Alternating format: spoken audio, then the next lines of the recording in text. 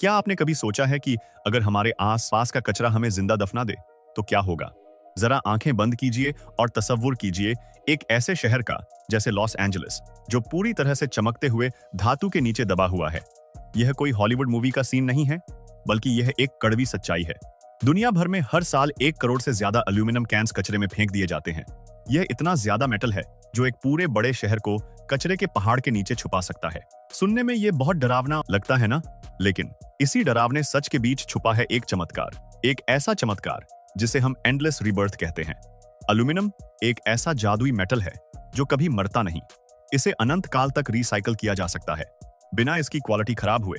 आज इन्फोपल्स टेलीविजन के इस स्पेशल वीडियो में हम आपको ले चलेंगे उस फैक्ट्री के अंदर, जहां बेकार समझे जाने वाले कैंस एक नया जन्म लेते हैं। तैयार हो जाइए एक ऐसे सफर के लिए जो आपकी सोच बदल देगा। लेकिन आगे बढ़ने से पहले आपसे एक छोटी सी रिक्वेस्ट है। अगर आप हमारे चैनल पर नए हैं तो इसे प्लीज सब्सक्राइब जरूर कर लें, और अगर वीडियो अच्छा लगे तो लाइक करना मत भूलिएगा।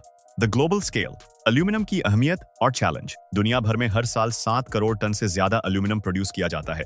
ये कोई छोटा मोटा नंबर नहीं है। हमारी मॉडर्न लाइफ में एल्यूमिनियम का रोल इतना बड़ा है कि इसके बिना शायद ही कोई इंडस्ट्री चल सके। आपके हाथ में मौजूद कोल्ड ड्रिंक के कैन से लेकर घरों की खिड़कियों के फ्रेम्स, कार के इंजन्स और यहाँ तक कि आसमान में उड़ने वाले बड़े एयरक्राफ्ट तक हर जगह एल्यूमिनियम का कब्जा है। लेकिन दोस्तों, जैसे जैसे इसका इस्तेमाल बढ़ रहा है, वैसे वैसे इसे मैनेज करना एक बहुत बड़ा चैलेंज बनता जा रहा है। खुशी की बात यह है कि आज दुनिया का 35% एल्यूमिनियम रिसाइकल्ड मटेरियल से आता है। सबसे हैरान करने वाली बात यह है कि नया एल्यूमिनियम बनाने के मुकाबले रिसाइकल करने में सिर्फ 5% एनर्जी लगती है। इसका मतलब है 95% एनर्जी की बचत। यही वजह है कि इतिहास में आज तक जितना भी एल्यूमिनियम बनाया गया है, उसका लगभग 75% आज भी किसी न किसी रूप में इस्तेमाल हो रहा है। मानना है कि इसकी डिमांड और भी तेजी से बढ़ेगी। द कलेक्शन फेज, कचरे में छुपी दौलत। इस रीबर्थ की कहानी शुरू होती है कलेक्शन से। सुनने में यह काम बहुत साधारण लगता है, लेकिन यह पूरे प्रोसेस की नींव है। यूनाइटेड स्टेट्स जैसे देश इसमें सबसे आगे हैं। वहां एक बहुत बड़ा नेटवर्क काम करता है, जिसमें beverage stations, municipal sorting centres और इंडस्ट्रियल स्क्रैप डीलर्स शामिल हैं। एल्यूमिनियम की सबसे खास बात इसकी इकोनॉमिक वैल्यू है। एक फेंका हुआ एल्यूमिनियम कैन किसी प्लास्टिक बोतल के मुकाबले कई गुना ज्यादा कीमत रखता है। इसलिए लोग इसे कचरा नहीं, बल्कि पैसे समझते हैं। जब ट्रक्स भर भर कर यह कैंस और पुराना मेटल रिसाइकलिंग प्लांट्स में पहुंचते हैं, तो वहां एक चांदी जैसा चमकता हुआ पहाड़ खड़ा हो जाता है। यह वह पल है जब एक बेकार चीज अपने मॉडर्न वर्ल्ड में वापसी का रास्ता ढूंढती है। इनिशियल इंस्पेक्शन, क्वालिटी का पहला पहरा। जब यह ट्रक्स फैक्ट्री के बड़े स्टेजिंग यार्ड्स में दाखिल होते हैं, तो सबसे पहले हर लोड का वजन किया जाता है। इसके बाद हाइड्रोलिक सिस्टम्स की मदद से सारा स्क्रैप कन्वेयर बेल्ट्स पर उलट दिया जाता है। यहाँ पर एक्सपर्ट टेक्नीशियंस का काम यह देखना है कि कहीं इसमें कोई खतरनाक केमिकल्स या ऐसी चीजें तो नहीं जो मशीन को नुकसान पहुंचा सकें। अगर कोई शिपमेंट बहुत ज्यादा गंदी या कॉन्टेमिनेटेड होती है, तो उसे तुरंत वहां से हटा दिया जाता है। यह फैसिलिटी रिसाइकलिंग की फ्रंट लाइन है, जहां हर दिन हजारों टन मेटल प्रोसेस किया जाता है। यहाँ किसी भी तरह की लापरवाही के लिए जगह नहीं होती, क्योंकि एक गलत टुकड़ा पूरी मशीनरी को खराब कर सकता है। एडवांस्ड सॉर्टिंग, डिजिटल आंखों का कमाल। अब शुरू होता है असली टेक्नोलॉजी का खेल। कन्वेयर बेल्ट्स पर बहता हुआ स्क्रैप ऑप्टिकल सेंसर्स के नीचे से गुजरता है। यह सेंसर्स किसी डिजिटल आंख की तरह काम करते हैं, जो हर सेकंड में हजारों टुकड़ों को स्कैन करते हैं। यह सेंसर्स एल्यूमिनियम की चमक और उसकी प्रॉपर्टीज को पहचान लेते हैं। इसी बीच बड़े और पावरफुल मैग्नेट्स लगाए जाते हैं, जो लोहे को खींचकर अलग कर देते हैं। फिर आता है कंप्रेस्ड एयर का इस्तेमाल। हवा के तेज झोंके एल्यूमिनियम को प्लास्टिक और कचरे से अलग धकेल देते हैं। धीरे धीरे जो पहले एक कचरे का ढेर लग रहा था, वह अब साफ सुथरे चमकते हुए एल्यूमिनियम के ढेर में बदल जाता है।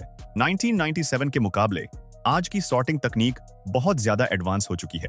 श्रेडिंग, मेटल का चूरा चूरा होना। अगला कदम है श्रेडिंग। इस स्टेज पर बड़े बड़े स्टील रोलर्स होते हैं, जिनके ऊपर बेहद मजबूत और नुकीले टीथ लगे होते हैं। जब एल्यूमिनियम कैंस और इंडस्ट्रियल वेस्ट इन रोलर्स के बीच से गुजरते हैं, तो एक कान फाड़ देने वाली आवाज के साथ मेटल के टुकड़े टुकड़े हो जाते हैं।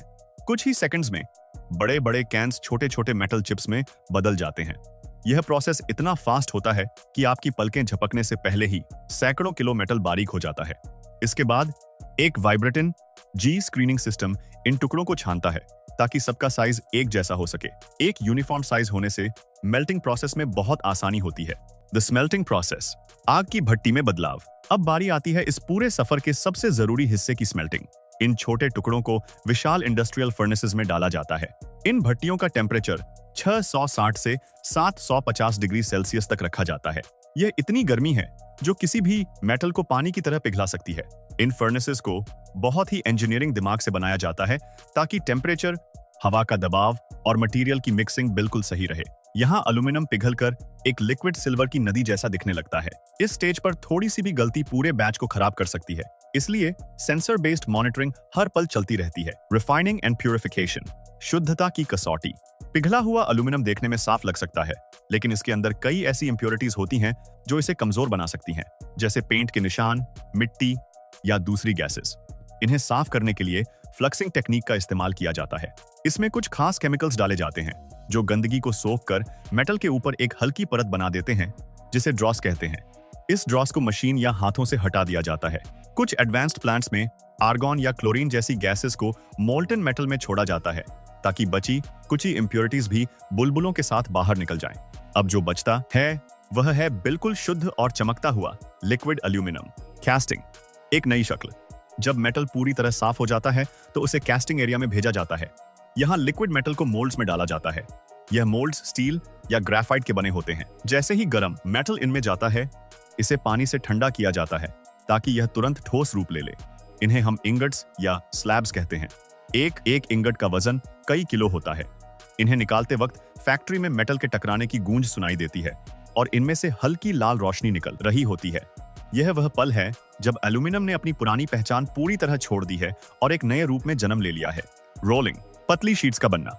लेकिन कहानी यहाँ खत्म नहीं होती। इन भारी भरकम इंगट्स को अब प्री हीटिंग फर्नेस में डाला जाता है ताकि यह थोड़े नरम हो सके। इसके बाद शुरू होता है रोलिंग का प्रोसेस। हैवी स्टील रोलर्स इन ब्लॉक्स को इतने जोर से दबाते हैं कि इनकी लंबाई बढ़ती जाती है और मोटाई कम होती जाती है। बार बार इन रोलर्स से गुजरने के बाद जो इंगट पहले 10 इंच मोटा था, वह अब एक पतली शीट में बदल जाता है। पानी की बौछार इसकी गर्मी को कंट्रोल करती है ताकि शीट में कोई दरार ना आए।